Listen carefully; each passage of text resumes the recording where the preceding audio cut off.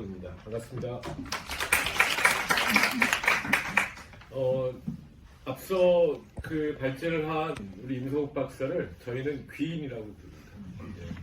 귀인처럼 나타나서 사실 대한민국의 역사학자도 많고 그 다음에 사법 쪽에 뛰어난 연구자들도 많고 정치학 박사들도 얼마나 많습니까? 하지만 정판사 사건이 가지는 그 조작에 대한 내용을 학술적으로 규명하고 세상에 그것을 던졌던 그 첫 단추를 그리고 그것을 워낙 꼼꼼히 그리고 완벽하게 만들어내서 그 이후에 어떤 반론이 되면 전파기 입회 사건이 조작됐다라고 하는 임성욱 박사의 주장을 반박하는 다른 이야기들이 없었다는 거예요. 그래서 그것이 결국 이번 전판사 재심의 결과로 무죄 선고라는 결과로 이어졌다고 생각해서 저희는 귀인이라 부릅니다. 귀인에 이어서 발제를 하려니 무척 쫄리고 초라해 보인다는 말씀을 이렇게 입박을 까면서 말씀드리도록 하겠습니다. 제가 맡은 부분은 과연 그러면 이런 법적인 부분, 사법부를 향해서 우리가 진실을 규명하고 그 다음에 하감 이간술의 명예를 회복하기 위해서 무슨 노력을 해왔나, 하감 이간술 기념사업회와 특히 유족, 손옥희와 손옥희의 형제들 그리고 이간술의 막내딸 이경환이 무엇을 했었는지 그 함께 했던 사람들의 이야기를 오늘 나누기 위해서 제가 자리에 섰습니다. 이간술 선생님에 관련된 부분에 독립운동에 관련된 부분을 여기 자료지를 보시면 첫 단락의 제목이 이렇게 되어 있습니다. 민족 계몽을 꿈꾸던 유학 엘리트 교사가 항일혁명가가 됐다. 이 한 단어를 압축할 수 있습니다. 한 문장으로. 일제강점기에 울산 지역에서는 근대교육을 받은 그리고 천재로 손꼽히는 몇 사람이 있는데 그 중에 학성 이씨라고 하는 지역의 유력한 가문에서는 가장 뛰어났던 사람이 하감 이관술이었습니다. 서울 중동고보를 나와서 동경 고등사범학교, 지금은 스쿠바대학이라는 이름을 쓰고 있는데 일본의 교육계 모든 원로들, 기라석 같은 사람들 다 배출했던 학교가 바로 동경 고등사범학교였고 동동 제대 못지않게 엘리트들만 갈 수 있었다라고 하는 학교였어요. 거길 유학을 갔다 오는 거죠. 근데 유학 도중에 일본의 경도에서 친일이나 부역을 꿈꾸기보다 그는 사회주의도 접하고 민족주의도 접하고 하면서 나는 사회주의도 배웠지만 사회주의보다는 민족 계몽운동가로서 민족주의 계몽운동 교사로서 활동하는 게 좋겠다라는 마음을 품고 들어왔던 거예요. 그런데 항일혁명가가 되는 거죠. 항일혁명이라는 단어를 처음 쓴 게 이관술입니다. 이관술이 해방 후에 1946년 현대일보에 자신이 반일투쟁을 어떻게 하는지를 3부작에 걸쳐서 게재할 때 본인의 활동을 항일혁명운동이라는 표현을 썼던 거예요. 여기에는 두 가지를 품고 있습니다. 여기서 항일은 민족 모순에 대한 일본 제국주의에 반대하고 일본 제국주의에 식민지로 남아있는 민족을 해방하기 위한 그 노력이 필요하다. 그리고 혁명, 계급 모순, 노동자를 중심으로 이미 친일과 부역자가 되고 있는 세력들을 청산하려면 노동자를 중심으로 하고 농민들이 함께하는 계급혁명을 통해서 가능할 것이다. 이게 독립운동 전술이었던 거죠. 그러나 항일혁명가로 바뀌는 계기가 생기는 거예요. 그게 1929년 광주에서 벌어진 학생 만세운동이 경성으로까지 번졌고 30년에 이어지는 경성 학생운동 만세운동과 경성 여학생 만세운동에 본인의 제자들이 나가는데 주변의 어른들이 너무 비겁해요. 민족주의를 표방하고 신간의 한 세력을 품고 있었던 민족주의 세력이 쫄거나 거기에 대한 부담감을 느끼니 민족주의만으로는 결국 독립을 이루는 길이 될 수 없겠다. 본인이 사회주의 길을 그렇게 선택하게 되는 겁니다. 실제 조선시대 유림이었던 분들이 사회주의 독립운동가로 자신의 방향을 선택하는 부분들 이런 경우가 많습니다. 이거는 바로 해방이라고 하는 과정에 해방을 가는 과정에 어떤 경로를 택할 것인가 지금 이 시기 어떤 경로가 최적일 것이에 대한 고민이 저는 깔려 있었던 부분을 생각하고 이관술은 그때 본인을 항일혁명가의 길로 걷게 되는 것입니다. 그 뒤로 경성 반제국주의 동맹 그리고 경성 트로이카 또는 조선공산당 경성 재건준비그룹 그리고 경성 뽕그룹까지 1933년부터 1945년까지 일본이 만주를 침공하고 중일전쟁을 하고 2차 세계대전을 하는 전쟁으로 파시즘을 극대화시키는 그런 시기 바로 한반도 내에서 고문과 그리고 거기에 대한 수감 그리고 탈출, 다시 수배 상태를 반복하는 그런 험난한 여정을 걸으셨다. 그리고 해방을 냈기 때문에 아까 임성욱 박사가 얘기했던 대로 해방 후 첫 정치 여론조사, 정확한 제목을 이렇게 돼 있습니다. 자치 선거에서 가장 양심적이고 가장 역량이 뛰어난 지도자는 누구냐? 이렇게 물었던 거예요. 거기에 이관술이 5번째 이름을 올릴 만큼 영광이었습니다. 하지만 조선공산당 내에서는 앞에 서는 인물이 아니었어요.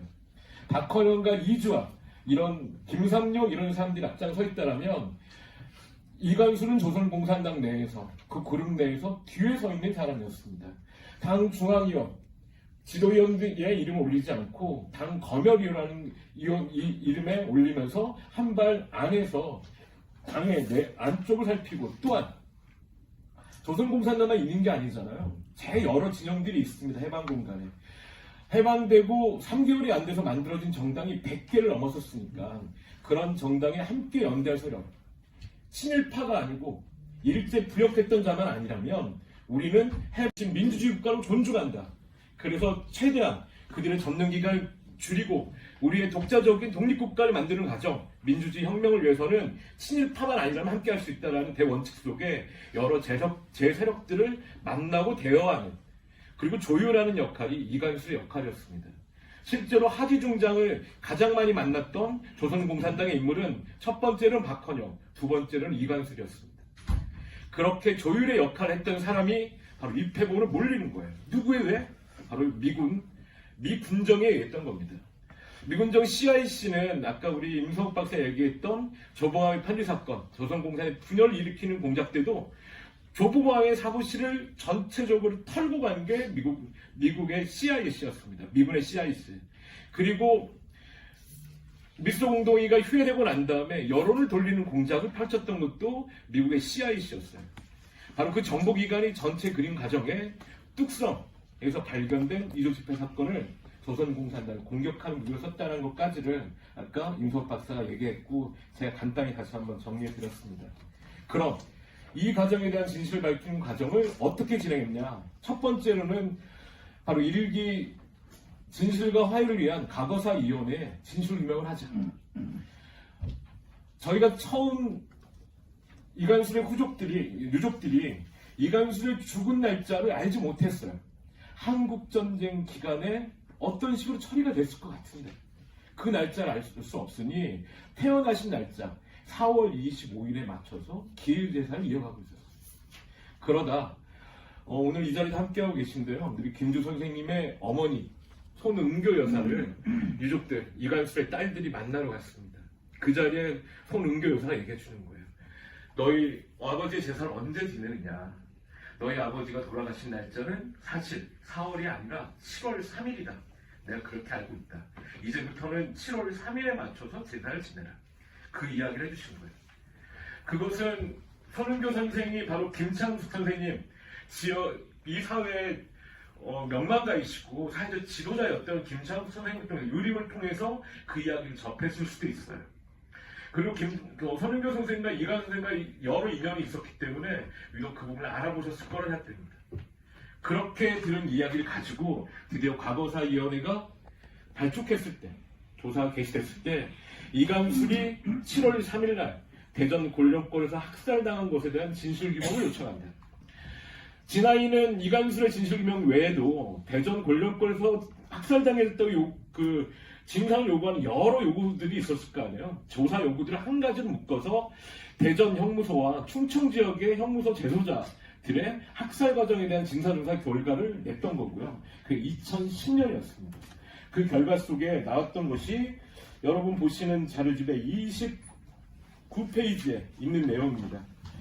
하단의 표에 보시면 상단에 있는 게 막내딸 이경환을 진아이가 조사했을 때 손은교를 통해서 이관술이 7월 3일날 학살되었다는 이야기를 들었다. 이 부분을 진실 규명해달라. 라는 것을 다시 한번 조사했고 여기에 특별경비대 부대장은 바로 대전 형무소의 특수경비대장이었습니다. 이름은 여기 이땡땡인데 이준영 교도관이었어요. 이준영 교도관이 진아이 조사에 응합니다. 그리고 본인이 평생 트라우마를 갖고 있었다고 그래요. 대전 형무소의 수용자들을 권력권을 끌고 가는 역할이 자기한테 부여됐고 자기는 인도만 하면 되는 거였는데 당시 신용현 CIC 대한민국 국군 CIC 중위어 때 심영현이 학살하는 과정에 자기한테까지 피를 뿌리게 했다. 그런 과정에 학살에 참여했던 것이 평생 나의 트라우마였다. 라고 하면서 그 과정들을 쭉 설명한 게 29페이지 하단에 학살되는 과정이고 다음 장에 있는 게 이간술의 학살에 관련된 내용입니다. 이준영 교도관은 교도소 내에 이간술이 지사의 풍모가 있었다고 합니다. 항상 공부를 합니다. 말투도 높이지 않아요. 실제 함께 체포돼서 수감됐던 전파사 사건의 주역이었던 송원필 같은 경우는 장비와 같았다고 표현합니다. 교도소 내에서 옥중투쟁이 벌어지면 가장 목소리 높였던 게 송원필이라면 이간술은 분명하게 자기 목소리를 조당조당 그리고 틀림없이 얘기할 뿐이지 그리고 항상 공부하는 자세 그런 지사의 풍모였었고 본인에게도 27살 나이에 교도관에게도 공부를 게을리하지 마라. 이 민족의 명을 위해서는 젊은이들이 공부를 해야 된다. 교육자의 풍모를 교도소 안까지 보였다고 그래요. 그리고 학살되어 끌려가는 날 이미 교도소 내가 횡행할 때도 이간술은 되게 점잖고 의연했다고 합니다. 송은필 같은 경우는 이미 다리가 풀리고 넋이 나간 표정이었다고 하면 이간술은 끌려가는 내내 담담한 표정이었고 마지막 자신의 뒤통수에 총구가 겨눠졌을 때도 그랬다고 합니다. 그때 심영은 중위가 이렇게 얘기합니다. 감옥에 들어있었던 사회주의 계열들이 이렇게 얘기하죠. 조선인민공화국 만세 이것을 외칠 때 야 너는 죽기 전에 마지막으로 조선인민공화국 말고 대한민국 만세 한번 외쳐봐라. 개가 천선이 기회를 줄게. 이렇게 얘기했는데 그때 이간술은 잠시 고민 후에 나는 조선민족 만세를 외치겠다. 조선인민공화국이나 대한민국 만세가 아니라 우리 민족을 생각하면서 조선민족 만세라고 외치는 그 말이 떨어지는 순간 천국에 격발이 됐고 이간술 그렇게 세상을 떠난 겁니다. 이 조사 결과를 바탕으로 진아이는 진실규명을 했습니다. 이간술은 불법 처형됐다. 불법 학살의 희생자였다는 것이 밝혀졌고 이 진실규명 결과를 가지고 저희가 대한민국 법원에 국가 배상을 신청하게 되는 겁니다. 돈을 위해 신청하는 게 아니에요. 국가가 그것을 진아의 결정은 조사 결과라면 법적으로 인정을 받게 한 과정입니다. 바로 그게 현재 보도연맹이나 민간인 학살로 희생되신 분들이 대한민국 법원에 모두 국가 배상 신청을 하는 이유입니다. 이미 국가는 여러 차례 배상 판결을 통해서 배상 금액도 정해놨어요. 금액이 모든 민간인 학살자에 대해 주어지는 금액입니다. 경주지방법원에서 첫 배상을 할 때 그 기준에 맞춰서 유족 두 분에게 각각 8,600만 원의 배상 금액을 이미 울산과 경산 각 지역의 민간인 학살 배상 기준에 맞춰서 판결을 내렸던 거고요. 그리고 이게 고등법원, 대법원을 가서 대법원은 심리 속행도 하지 않고 양쪽의 내용들 모두 기억하면서 확정이 되는 겁니다. 민간인 배상이 국가 배상이 이렇게 확정됐습니다. 그 배상이 확정된 것으로 끝나지 않았어요. 이제는 저희가 무엇을 해야 되나? 저희는 재심으로 무죄가 판결되는 것보다 국가 유공자가 되는 게 더 빠를 거라 생각했습니다. 사실 재심은 마지막까지도 불가능할 걸 생각했어요. 국가 유공자에 대한 기대를 품게 된 건 진아이 결과가 나온 이후 정권이 바뀐 게 아닙니까? 진아이 기간 거쳐서 다시 제2기 진아이가 만들어질 때쯤 문재인 정권이 들어섰고 문재인 정부는 대한민국의 독립운동가 서울을 늘리겠다. 너무 적다. 늘리겠다는 게 국정과제로 제시가 됐기 때문에 특히 사회주의 계열, 여성 독립운동가도 늘리겠다라고 했던 거기 때문에 이간술 독립운동가 서울 신청을 했습니다. 하지만 서울 신청의 결과는 독립운동을 했던 것은 부인하지 않겠다. 하지만 해방 후 행적이 문제다. 그래서 심사 결과 불허한다라고 하는 통보를 받게 된 겁니다. 통보를 받은 이후에 저희는 다시 이기 진아이를 찾아가야 되겠다. 이기 진아이에 가서 이간술 독립운동에 대해서 그러면 진아이가 판단해달라. 국가보훈부가 판단하지 못하고 있으니 그리고 해방 후 행적 중에 가장 문제가 되고 있다고 하는 정판사 입회 사건에 관련된 부분을 이 부분에 대해서 판단해달라. 진실규명해달라고 요구했습니다. 당시 진아이 위원장님도 저희가 직접 뵀어요. 근데 진아이 위원장이 말립니다.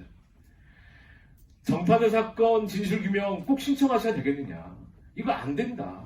진술기록 무조건 안 되고 혹여나 이거 맞는 거라고 나오면 유족들이 할 수 없는 빼도 박도 못할 텐데 하셔야 되겠냐. 진아이 위원장이 끝까지 말렸어요. 그래서 저희는 고심 끝에 그래도 진아이의 조사를 의뢰하겠다. 하지만 결과대로 윤석열 정부로 바뀌면서 이기 진아이 후반기 위원장 체계에서는 독립유공자에 대한 조사 이 자체도 조사 불능으로 처리하고 정파사 입회 사건에 대한 진실 규명은 아예 시작조차 하지 않았습니다.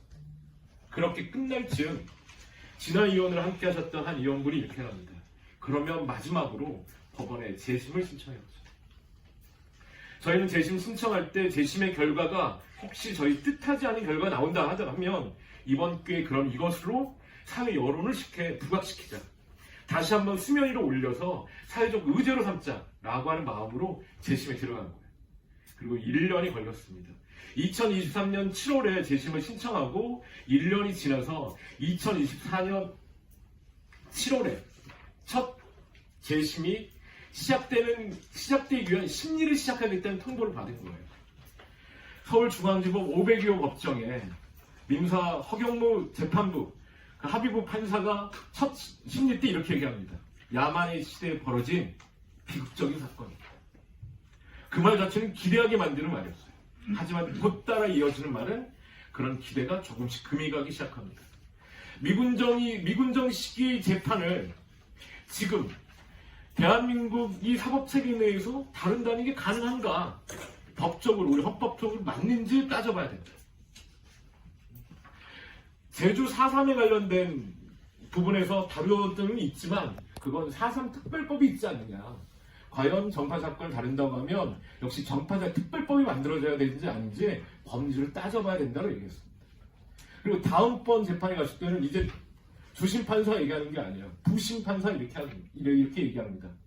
미군정 뒤에 정해진 이 판결 그나마도 자료가 너무 부족하다. 이렇게 자료가 부족한데 이걸로 가능하겠느냐. 이렇게 잘못되면 지속적인 재판이 이루어지지 않을 것이다. 이런 얘기를 하고 판사는 이렇게 얘기합니다. 순간 모든 사람이 무죄로 착각한다. 그래서 재심 확정에 대해서 우리가 심사숙고할 수밖에 없다. 그렇게 세 번째 심리까지 끝난 다음 멈추게 되는 거예요. 그리고 윤석열의 내란이 터졌습니다. 시간이 마냥 흘러가는 거예요. 1년 11개월이 지나갈 때 재판부가 바뀌었습니다. 이번 재판부는 이연복 판사라고 새로운 재판부가 온 거예요. 제가 이연복 판사를 검색해 볼 거 아니라 이분이 누군가. 기사 머리에 이거 나옵니다. 조희대 대법관이 총애하는 판사다. 당시 조희대가 어떤 평판을 갖고 있었는지 아시죠? 움찔했습니다. 법난, 법비라는 단어들이 등장할 게 아닙니까? 그리고 정치 판사란 말도 있어요. 그런데 뒤에 따른 것은 대법원 연구관, 사법연구관을 오랫동안 했었고 법리에 강하다. 이 부분에 대한 것을 저희가 기대를 걸었던 거죠. 근데 걱정과 달리 이연복 판사는 재심을 한 차례 변론 이후 재심을 확정했습니다. 그리고 마지막 무죄 선고도 재심을 확정할 때 밝혔던 그 내용과 크게 바뀌지 않았습니다. 재심 확정에 대한 통보문은 재판 변호사가 신청이 오지 않습니다. 대신 그 내부에만 남는 것 같아요.